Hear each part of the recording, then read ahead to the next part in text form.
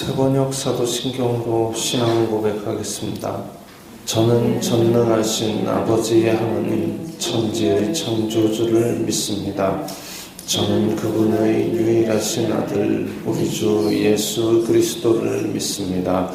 그분은 성령으로 잉태되어 동정녀 마리아에게서 나시고 본디오 빌라도에게 고난을 받아 십자가에 못 박혀 죽으시고 장사된 지 사흘 만에 죽은 자 가운데서 다시 살아나셨으며 하늘에 오르시어 전능하신 아버지 하나님 우편에 앉아 계시다가 거기로부터 살아있는 자와 죽은 자를 심판하러 오십니다. 저는 성령을 믿으며 거룩한 공교회와 성도의 교제와 죄를 용서받는 것과 몸의 부활과 영생을 믿습니다. 아멘. 거룩하신 아버지 하나님 감사합니다. 간밤에도 편히 쉬게 해주시고 새벽에 기도하는 자리에 불러주시니 감사합니다. 이 시간 저희들 마음 중심으로 주님을 경외하게 하여 주시옵소서. 예수님 이름으로 기도드리옵나이다. 아멘. 찬송가 546장입니다.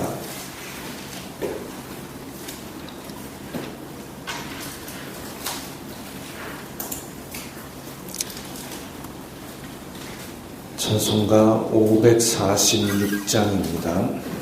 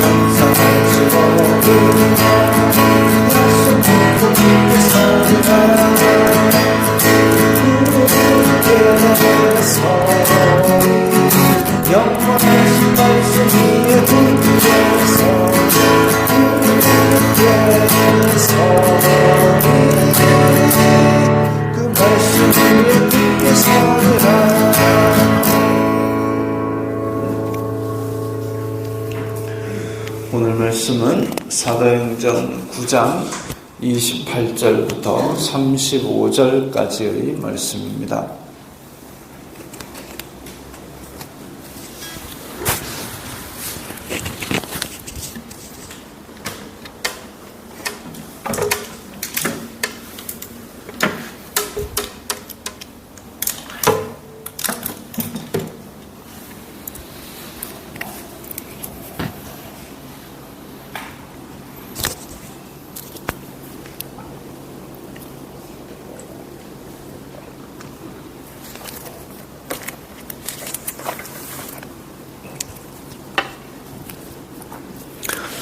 사도행전 9장 28절부터 35절까지의 말씀 함께 읽겠습니다.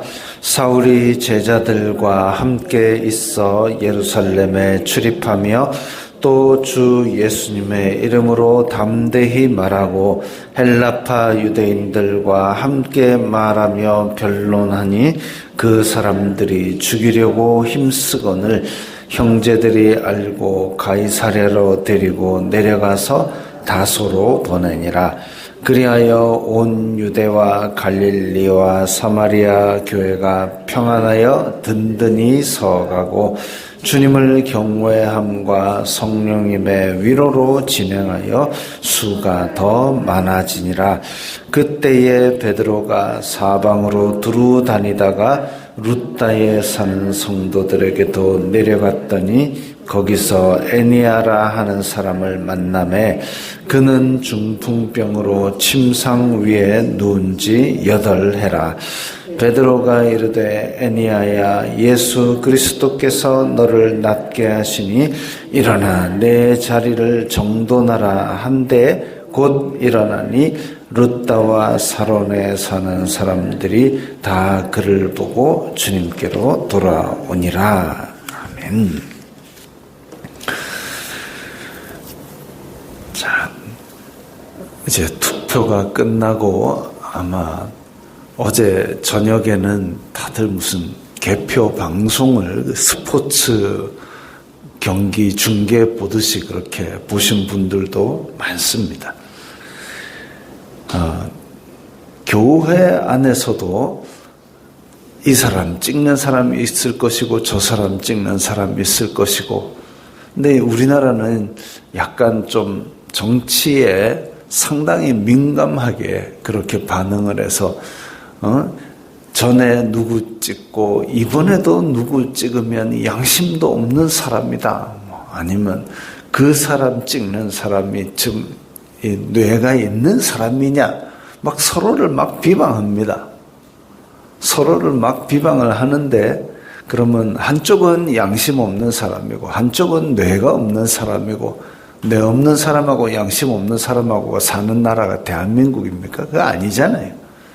다 내가 이 사람 찍으니까 이 사람이 대한민국을 좀 잘 되게 하라고 그 찍은 건데 서로를 막 비방하고 있습니다. 교회는 이 사람 찍든 저 사람 찍든 어쨌든 이런 사람들이 예수님의 이름으로 하나 되어서 이 나라가 어쨌든 바로 서가고 이 나라가 어쨌든 전보다는 나은 나라로 발전해 가라고 찍은 거니까, 교회 안에서는 어떻게 해야 되냐면 서로가 다 하나님 이 나라를 바로 세워주소서, 그렇게 기도하면서 그 공통된 마음으로 하나님을 높이는 게 맞지요. 그건 우리가 좀 잘 생각을 하고 말을 조심해야 될 일입니다.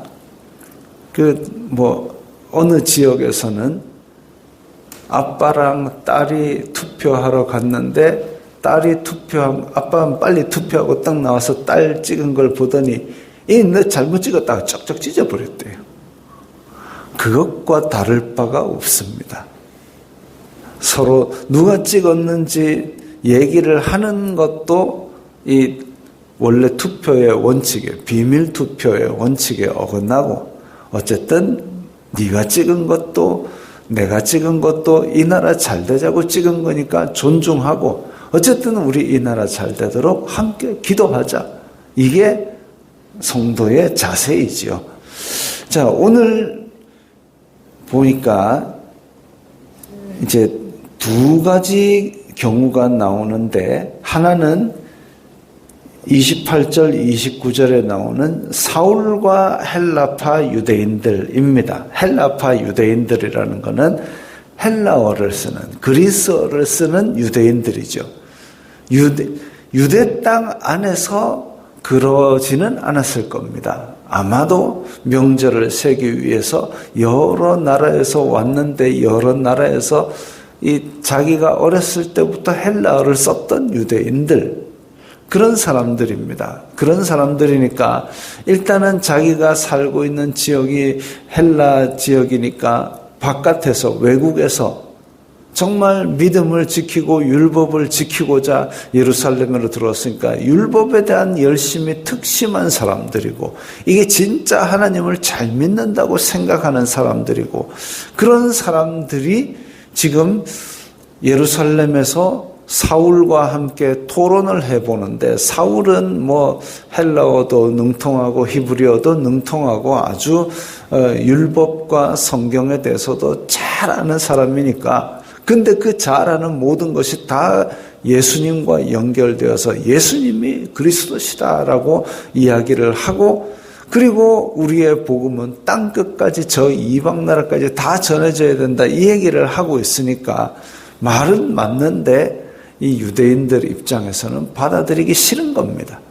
하나님이 우리 하나님이고 아브라함의 하나님이지 어떻게 이방인들을 우리 이 거룩한 성전에 데리고 오느냐 이거죠. 자기네들은 이방 땅에 살면서 뭐가 안 맞잖아요.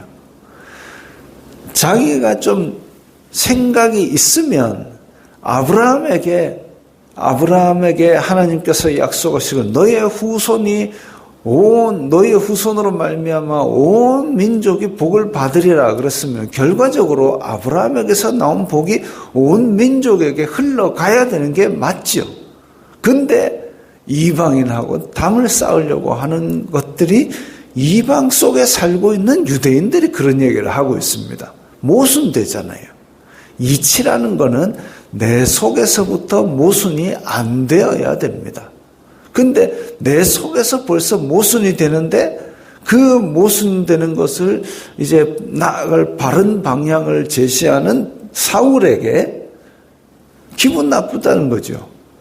그 모순되는 걸 지적하고 그래서 예수님께서 구세주가 되시고 그 복음이 사마리아와 땅끝까지 저 이방까지 가야 된다라고 하니까 오히려 자기의 모순을 고치려는 게 아니라 사울을 죽이려고 합니다.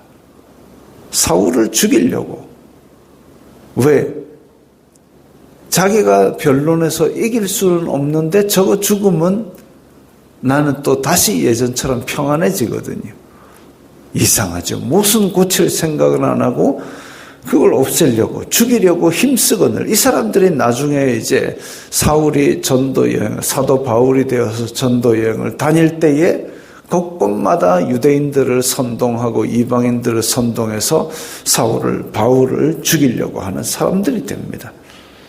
여기는 유대인들 사회는 이렇게 사울을 시기하고 이방인들이 싫다고 담을 치고 그래서 그 복음을 전하는 사울을 죽이려고 하는데 자, 그 다음에 이제 예루살렘 교회에서는 그 죽이려는 것을 알고 가이사랴로 내려가서 다소로 사울의 고향이던 다소로 돌려보냈습니다.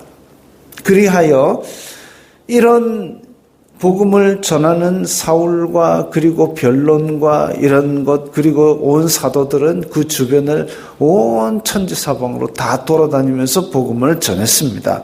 그리하여 온 유대와 갈릴리와 사마리아 이제 온 유대와 사마리아까지는 교회들이 많이 서고 평안하여 든든히 서갔다 그랬습니다.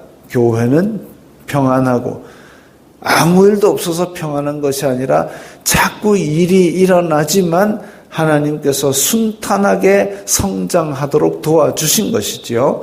든든히 서가고 그래서 하나님의 말씀을 기초로 삼아서 그 위에 한 칸 세우고 또 말씀 위에 생활 위에 말씀 이런 식으로 한 칸 한 칸 세워가니까 든든히 서간 겁니다.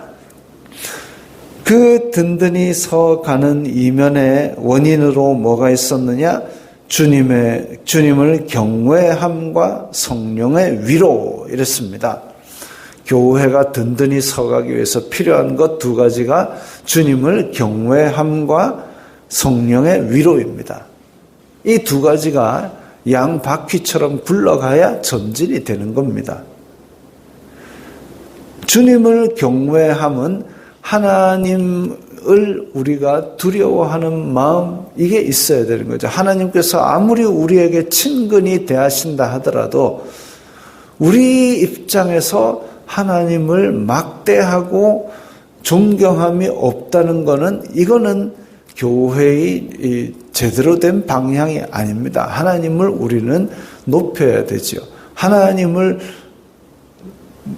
두려운 줄 알아야 되고, 그야말로 영혼을 지옥불에 멸하실 수 있는 크고 두려운 하나님. 우리가 신앙 고백하듯이 천지의 창조주, 창조하신 주인이자 우리를 다스리는 분으로 깍듯이 모셔야 됩니다. 그래서 우리가 높여드려야 되는 거죠. 대접받고 싶은 대로 남을 대접하라 하신 것처럼 우리가 하나님께 존중을 받고 싶으면 우리도 하나님을 높여드리는 게 맞죠.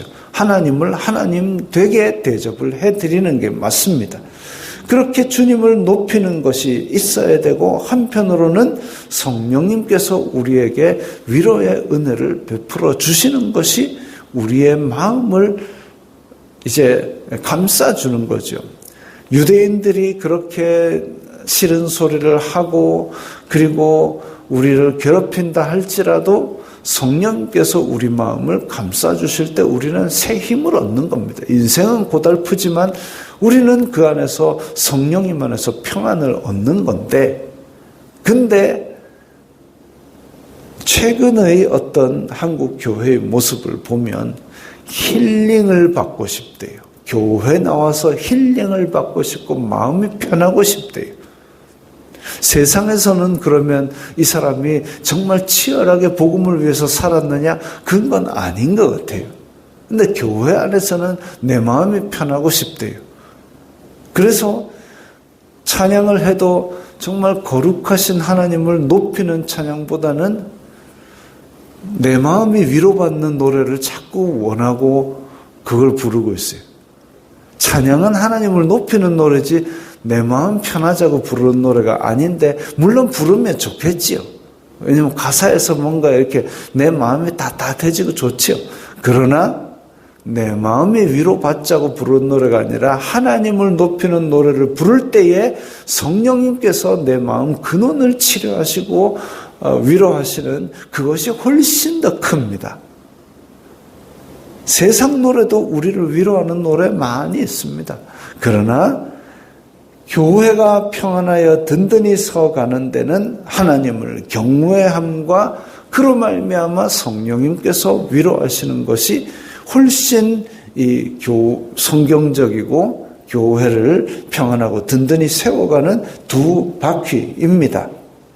그렇게 되면 수가 더 많아지고 이제 교회가 본질을 지키는 거죠. 그 구체적인 내용으로 또 보면 베드로가 전도를 하다가 중풍병으로 8년째 누워있는 사람에게 가가지고 뭐 하느냐? 내가 아니고 예수님께서 너를 낫게 하신다. 예수님께서 너를 낫게 하신다. 베드로는 능력을 받고 나서 한 번도 자기 이름을 드러내거나 이렇게 자기가 높아진 적이 없습니다. 어쨌든 나는 사람이다. 근데 예수님께서 하신다. 이걸 강조하였는데 성령님께서 이렇게 낫게 기적을 베풀어 주셨습니다.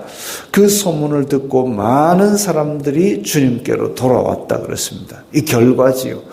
예수님을 높이는 일이 있으니 많은 사람들이 주님께로 돌아왔다.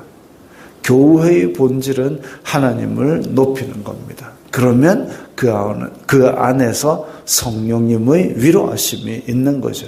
그렇게 되면 교회가 부흥이 됩니다. 하나님을 높일 때에 성령님께서 위로하신다. 예수님께서 너를 낫게 하신다 하니 많은 사람들이 주님께로 돌아온다. 이게 맞지요.